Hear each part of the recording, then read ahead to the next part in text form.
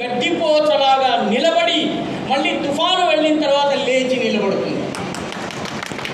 అందుకే సీతమ్మ వారు ఒక గడ్డిపోచని రావణాసురుడికి చూపించి నువ్వెంతరా అని చెప్పింది.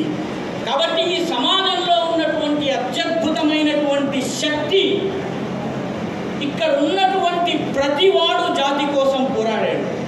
అందుకే వేపూరి హనుమంతదాసో లేకపోతే వాళ్ళు రచనలు ఎందుకు చేశారు? సమాజ జాగరణ కోసం చేశారు. మీకు ఒక్క ఉదాహరణ ఇస్తాను. తూర్పుగోదావరి జిల్లాలో రామచంద్రాపురం అనే ఒక ఊరుంది. ఆ రామచంద్రాపురంలో ఒక బ్రాహ్మణ పంతులు గారు ఉన్నారు. చాలా ధనవంతుడు ఆయన. ఆయన తన యావదాస్తి 100 ఎకరాలను కృత్తివెంటి పేర్రాజు పంతులు అనేటటువంటి బ్రాహ్మణుడు ఆ 100 ఎకరాలను సమాజం కోసం దానం చేశాడు. దేనికోసము?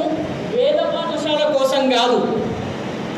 ఆయన నా ఊరిలో ఉన్నటువంటి బీద బిక్కి రైతు బాగుండాలి కాబట్టి నా దగ్గర ఒక వ్యవసాయ పాఠశాల కావాలి, ఆధునిక పద్ధతుల్లో వ్యవసాయం చేయడానికి ఒక పాఠశాల కావాలని కృత్తివెంటి పేర్రాజు పంతులు వారు 100 ఎకరాలని ఒక రైతు పాఠశాలకి దానం చేశాడు. ఎప్పుడు? 1902లో. 1904లో ఒక మత్స్యకారుడు చేపలు పట్టుకుని జీవించేవాడు. ఆయన బర్మాకి వెళ్ళాడు, డబ్బులు సంపాదించుకున్నాడు. తీసుకొచ్చినటువంటి యావదాస్తిని సమాజం కోసం దానం చేశాడు. ఎవరికి దానం చేశాడు? చేపలు పట్టేటటువంటి ఫిషరీస్ ఇన్స్టిట్యూట్ కోసం కాదు. ఆయన దానం చేసింది వేద పాఠశాలను నిర్మించమని. మత్స్యకారుడు వేదాన్ని రక్షించాడు మత్స్యావతారంలా, పంతులు గారు పంటలను రక్షించాడు ఆయన పరశురాముడై బలరాముడై. ఇది ఈ సమాజం యొక్క గొప్పతనము. నీ కులంతో సంబంధం లేదు, వర్గంతో సంబంధం లేదు, వర్ణంతో సంబంధం లేదు.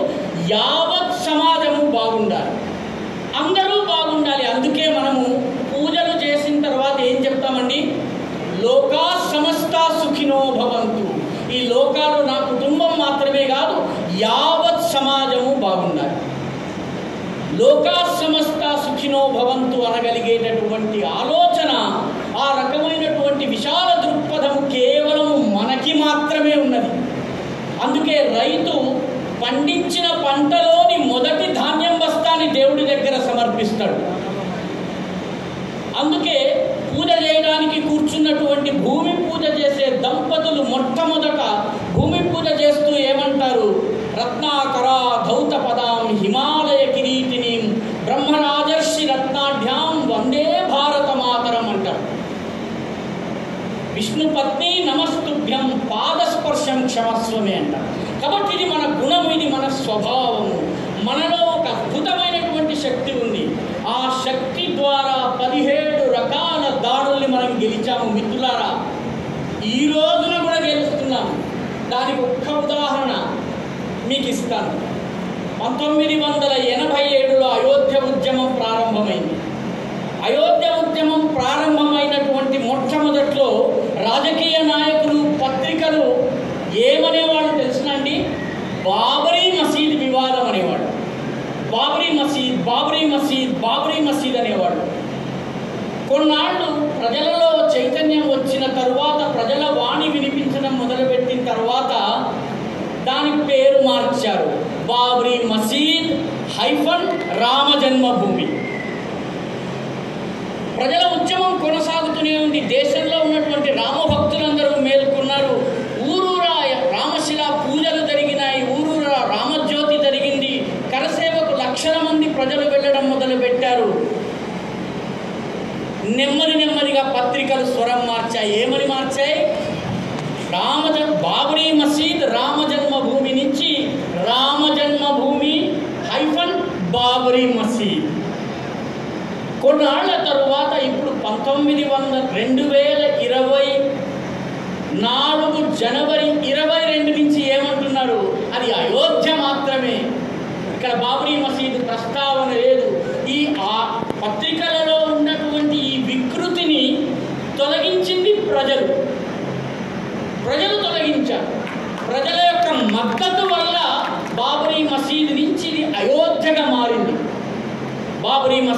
బాబ్రీ మసీద్, రామజన్మభూమి, బాబ్రీ మసీద్, ఆ తర్వాత డిస్ప్యూటెడ్ స్ట్రక్చర్ తర్వాత ఈరోజు కేవలము అయోధ్య బాలరాముడు, గ్రామాన ఎగురుతున్నటువంటి కషాయ జెండాలు, ఇంటింటా ఉన్నటువంటి రామ అక్షతలు, అది అయోధ్యలో బాలరాముని భవ్యమైన దివ్యమైన నవ్య మందిరానికి ప్రతీకగా 140 కోట్ల మంది భారతీయుల జనహృదయాల రామపీఠాన్ని ఆవిష్కరించాయి.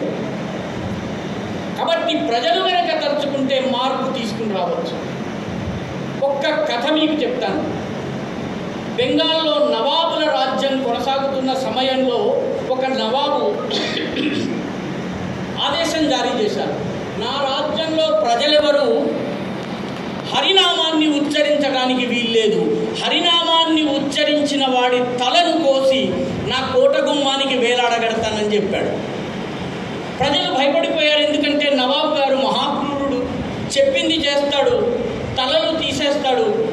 కాబట్టి ప్రజలు హరినామాన్ని ఉచ్చరించడం మానేశారు. ఎవరికైనా హరిపాద్, హరినాథ్, హరిగోపాల్ ఇట్లాంటి పేర్లుంటే పేర్లు మార్చేసుకున్నారు. ఎందుకంటే హరినామాన్ని పొరపాటున పిల్లవాడిని పిలిస్తే హరి అంటే మన తలని కోటగుమ్మానికి వేలాడగడతారు. సమాజము స్తబ్దమైపోయింది, పడిపోయింది, పతనమైపోయింది. ఆ సమయంలో ఈ సమాజాన్ని మార్చేందుకు ఒక బక్క చిక్కినటువంటి ఒక భక్తుడు బయలుదేరాడు. ఆయన అన్నాడు, నవాబు గారు హరిబోల్ అనొద్దన్నారు, సరే నేను హరిబోల్ అంటాను అని బయలుదేరాడు. తెల్లవారుజామునే సూర్యుడు రావడానికి ముందే చీకట్లో ఆయన బయలుదేరాడు. ఒకటే మంత్రము, హరిబోల్ హరిబోల్ హరిబోల్ హరిబోల్.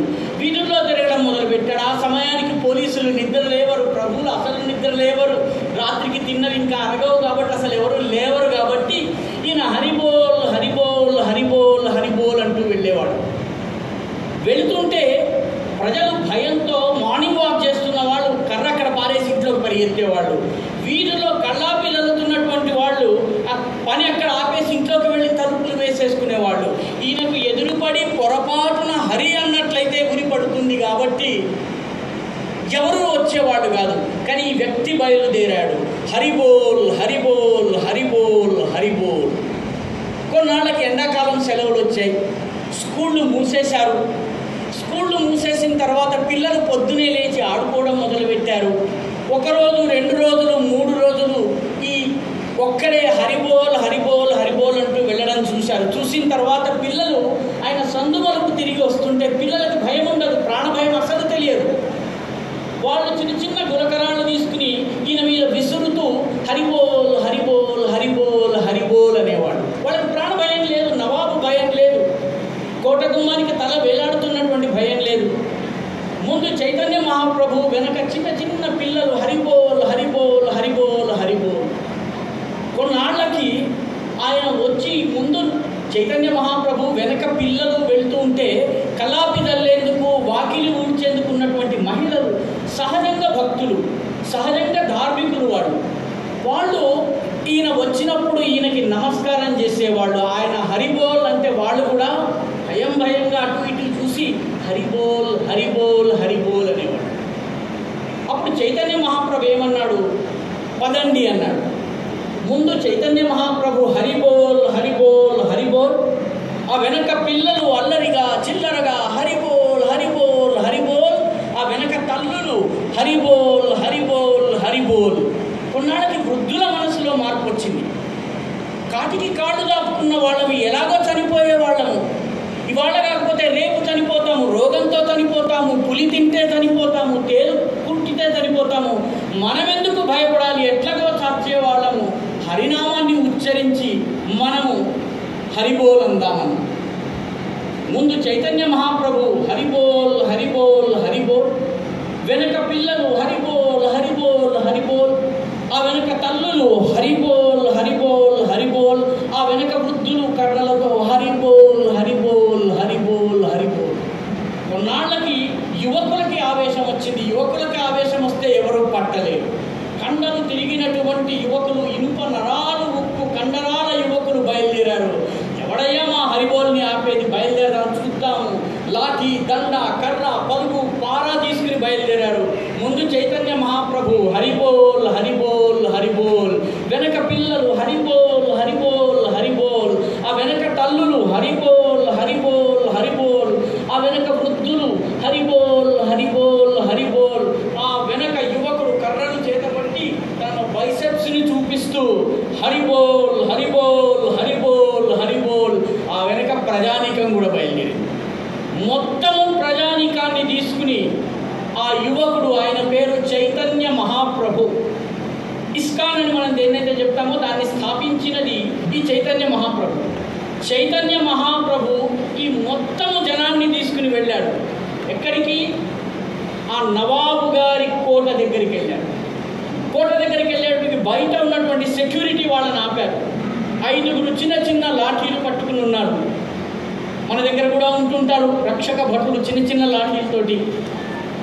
చైతన్య మహాప్రభు నిలబడి హరిబోల్ హరిబోల్ హరిబోల్ అన్నాడు. ఆ వెనక ఉన్నటువంటి పిల్లలు హరిబోల్ హరిబోల్ హరిబోల్ అన్నారు. ఆ వెనక ఉన్న తల్లులు హరిబోల్ హరిబోల్ హరిబోల్ అన్నారు. ఆ వెనక ఉన్నటువంటి వృద్ధులు హరిబోల్ హరిబోల్ హరిబోల్ అన్నారు. ఆ వెనక ఉన్నటువంటి కుర్రవాళ్ళు హరిబోల్ హరిబోల్ హరిబోల్ అన్నారు. ఆ వెనక అశేష జనవాహిని, ఈ చిన్న చిన్న లాఠీల్ని పారేసే సెక్యూరిటీ గార్డ్స్ కూడా హరిబోల్ హరిబోల్ హరిబోల్. ఆ తరువాత విషయం తెలిసినటువంటి నవాబు అగ్గిమీద గుగ్గిలమయ్యాడు. తలుపు తెరిచాడు.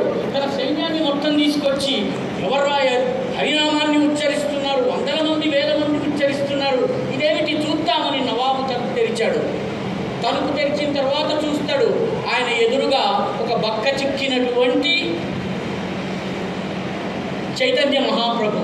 ఆయన హరిబోల్ హరిబోల్ హరిబోల్ హరిబోల్ అంటున్నాడు. వెనక పిల్లలు హరిబోల్ హరిబోల్ హరిబోల్ హరిబోల్ అంటున్నారు. ఆ వెనక తల్లులు హరిబోల్ హరిబోల్ హరిబోల్ అంటున్నారు. ఆ వెనక వృద్ధులు హరిబోల్ హరిబోల్ హరిబోల్ అంటున్నారు. ఆ వెనక యువకులు హరిబోల్ హరిబోల్ హరిబోల్ అంటున్నారు. ఆ వెనక సమస్త ప్రజానీకము హరిబోల్ హరిబోల్ హరిబోల్ అంటున్నారు. ఆ వెనక 5 పోలీసులు కూడా హరిబోల్ హరిబోల్ హరిబోల్. అప్పుడు నవాబు తన సైన్యం వైపు చూశాడు, తన యొక్క మంత్రులు సామంతుల వైపు చూశాడు. వాళ్ళందరూ కూడాను తమ కత్తులు కటార్లు కింద పారేసి హరిబోల్ హరిబోల్ హరిబోల్ హరిబోల్. నవాబు అటు చూశాడు, ఇటు చూశాడు. చూసిన తర్వాత ఆయన చైతన్య మహాప్రభు వైపు చూసి హరిబోల్ హరిబోల్ హరిబోల్. సర్వసాధారణ ప్రజల శక్తి ఎలాంటిదంటే 500 సంవత్సరాల బానిస స్థానమైగా మారినటువంటి, అవమాన చిహ్నంగా మారినటువంటి అయోధ్యను మనం విముక్తం చేసుకుని గ్రామ గ్రామాన మదిలో నిండినటువంటి రాముడిని అయోధ్యలో ప్రతిష్ఠించుకుని ఆనందపడ్డాము. గ్రామ గ్రామాన సంబరాలు చేసుకున్నాము. రామబోల్ రామబోల్ రామబోల్ అని. ఇది సర్వసాధారణ ప్రజానీకానికి ఉన్నటువంటి శక్తి. ఈ శక్తిని మనము మరిచిపోతే, మనలో ఉన్నటువంటి ఈ బలీయమైన శక్తిని మనం గనక మరిచిపోతే ఈ సమాజము పతనమవుతుంది. కాబట్టి మనలో ఉన్నటువంటి అనంతమైనటువంటి అసీమమైనటువంటి శక్తిని మనం గుర్తించాలి. ఇక్కడి నుంచి కొంచెం దూరంలో ఖమ్మంలో భద్రాచలంలో రామదాసు ఉన్నాడు.